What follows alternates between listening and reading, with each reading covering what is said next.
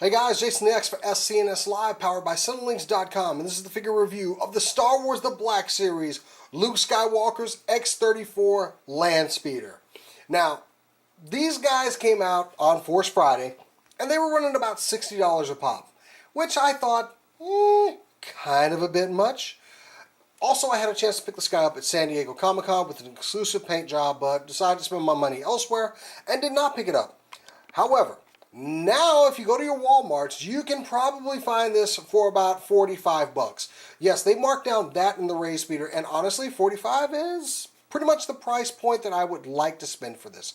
Mind you, 45 is actually pretty good considering the size of this item. But yeah, it is very cool, especially for the price paid. So I'm going to go ahead and review it, but I just wanted to show you this real quick because this is the the infamous scene when they pulled into Mos Eisley with 3PO and R2-D2 on the back and Obi-Wan in the cockpit. Now, this was very hard to achieve. I got to tell you, it's a really great piece, but getting Obi-Wan in the cockpit and R2 here and C-3PO, if you couldn't tell, he's not even sitting down.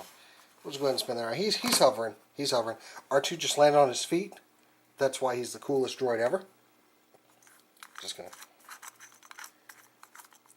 Just go ahead and play him out because he did that. I'm going to show you how that plays into this figure because he actually has a port that he fits into. But yeah, as you can see, it does have this cavity in the back, but you can't really get 3PO in a sitting position. Maybe if I didn't have everything in there, but honestly, 3PO's legs do not allow for that type of seating position. Now, as far as fitting old Ben in the seat, well, that's more difficult as well. You got to get him in first, then get Luke. But you have to take the windscreen off to do so.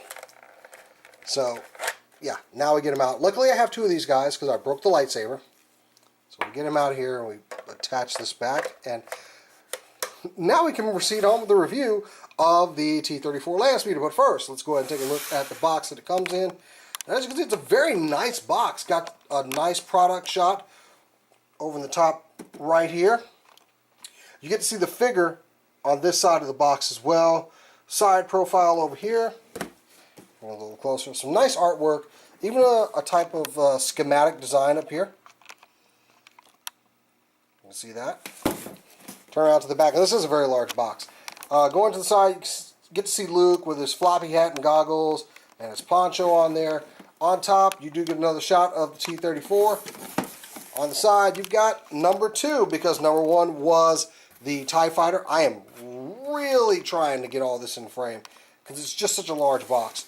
On the back, you get some more shots of the Landspeeder. Some of Luke. I'm sorry for that lighting effect. Get his lightsaber there. Got his gun, floppy hat, and poncho, and his macro binoculars. You can see some of the things that the vehicle does. Over here you have a bit of a description. I'll bring that more center so you can see it. Pause now if you want to read that. On top, just another shot upside down of the Landspeeder. And that's it. Want to get rid of this box. It's freaking huge and taking up a lot of space. So here we have the Landspeeder itself. And I do like this. I've had this in several incarnations, whether it be as a kid or an adult collector. And I'm very happy with this. I was really worried when they started making Black Series vehicles, especially the TIE Fighter, because they might one day make an X-Wing and I would have to buy it. But the T-34 is pretty good. Now we're going to bring it in and get you a little bit of closer detail on this guy. I had to bring my lights down a little bit. But you got some nice paint apps on the side of here. A lot of dings, a lot of show on the metal underneath. Very shiny in the light, some exposed circuitry here. Got, I don't know what this is, but it turns. I'm not sure.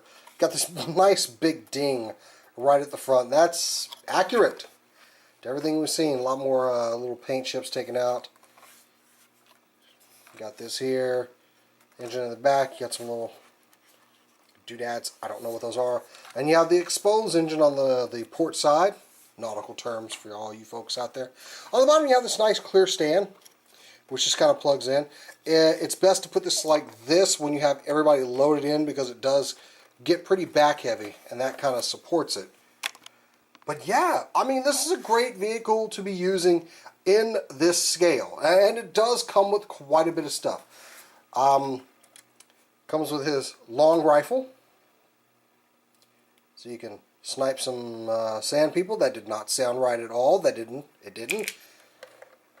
I'm going to go ahead and get Luke out of here. It's actually got a bunch of compartments, which I'm going to show those off with the vehicle in just a second. I want to take the accessories out that I've been stowing inside. And that's one of the great things about this vehicle. It can stow all of his accessories. Now, he does come with the lightsaber with the detachable blade, and you can just plug that in on there. I haven't compared to any of my other blades. I think it's pretty much the same. But there you go.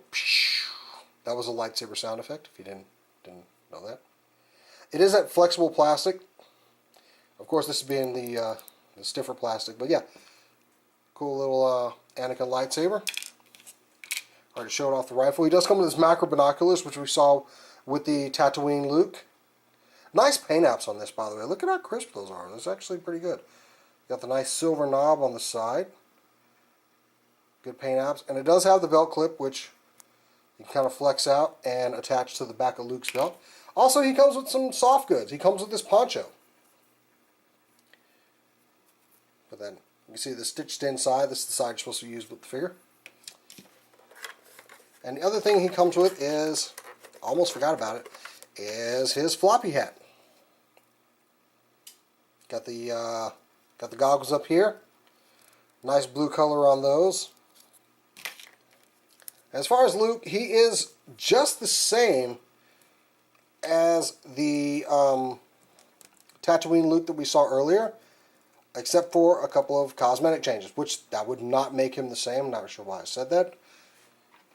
But here we have the regular one that came out.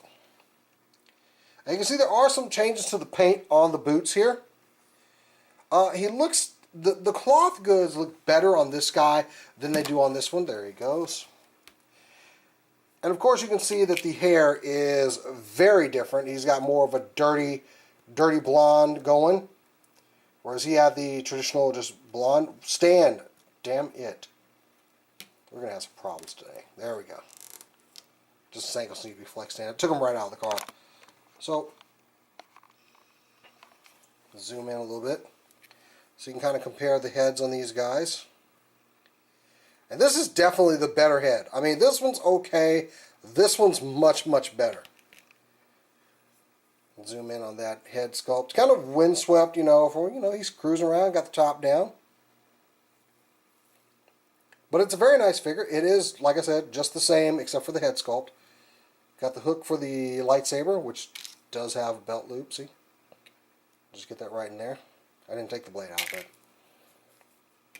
And same as Luke, you can take his macro binoculars, kind of flex this out, and put it right behind the belt. And it stays in there pretty well. And the boots are like a little bit dirtier than you would expect. Now the great thing is you can put all of this stuff on him. Like you can put the poncho on. Which, accurate to when they stepped into Mos Eisley. I'm going to bring my camera down a little bit more so you can see that. And as far as his rifle, he can hold that as well. Even though it's a very long piece here. So you just want to kind of get that in his hands. I did that during the opening shots. So there you go. You got him with his long rifle in there. You bring the other hand up. He does have the double jointed arm, so you can get all of that in there. That looks pretty good. Of course, he can hold the saber, and I still like him wearing the floppy hat. There we go. Now, as far as the figure himself, he does have the same articulation as Luke Skywalker that we saw before. You got the ankle joints with the pin inside the foot, rotate around there, double jointed legs, look at that. You got a swivel at the hip. Legs will go about that far out. He does not have a waist joint, but he does have an ab crunch on a ball joint. The arms do have the double elbow that I spoke of, a bicep swivel, and a universal joint up here in the arm. And the wrist will go back and forth and swivel on a 180. The head is on a hinge and a ball joint, so you can get some pretty good articulation out of there. And I do like this guy. He might actually replace my regular Luke in the display. I don't know. I seem to like him a little bit better than, you know, Farm Boy here with a very generic head sculpt. Reminds me of the Power of the Force Luke that came out many years ago, if you're a collector like me. That's been around for a while. So let's get this stuff out of the way, get Luke out of the way, and let's bring in the T-34 because this is a huge part of this thing. And it's a good sized vehicle. They made the scale. I think it could be a little bit bigger to accommodate all of the figures. But I think it looks really good, especially with all the detail that I showed you earlier. But on top of all that, you've got storage for everything, like I showed you. You've got an opening hood here, and you got some very nice detail on the inside of there. There's that exposed portion that you saw. Put the lightsaber blade right in there. On the side, you have this storage compartment. You can put the Mac binoculars and anything else in there. And you have this storage space in the back, which does kind of extend a little bit under the seat. Let's see that. Plenty of leg room. You have a steering wheel inside, does not turn, and a little gear shift. But you do have some detail inside of the vehicle as well.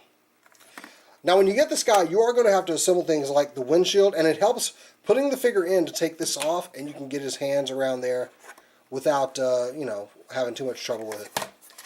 Swing around to the other side, you do have this other panel. Not so much for storage. You can get something in there, but it's more of a vehicle detail. Also, you'll have to put this part on. It snaps on. I wouldn't try snapping it back off again. And the windscreen just goes down like that, as long as you hook it in the front. But yeah, it's very nice. And I'm glad they decided to actually keep giving us vehicles. I was worried after the TIE Fighter that maybe we were going to need more, because that thing did not sell very well, but they are giving us some in a more reasonable scale. I mean, the TIE Fighter's cool and everything, but honestly, mine is kind of in a corner of the room and not really displayed just because it is so freaking huge. I would hate to think one day they're going to make an X-Wing, and because I'll buy it, but I wouldn't have any room for it, so yeah. Now, as far as the size on this thing, let's go ahead and bring in the other vehicle that we have. Besides the TIE Fighter, I have a speeder bike.